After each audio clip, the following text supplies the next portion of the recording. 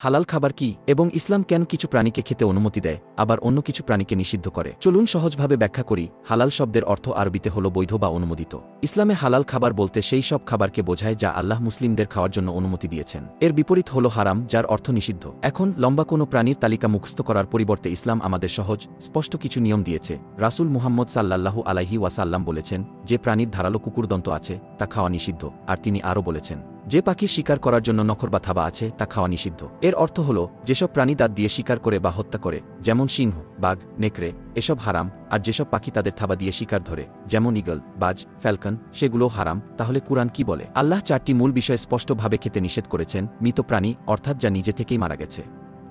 রক্ত, যে কোনো রূপে রক্ত খাওয়া। শূকর অর্থাৎ শূকরের মাংস বা শূকরের যে কোনো অংশ যে প্রাণী আল্লাহ ছাড়া অন্য কারো নামে জবাই করা হয়েছে, যেমন মূর্তি বা মিথ্যা দেবতার নামে উৎসর্গ।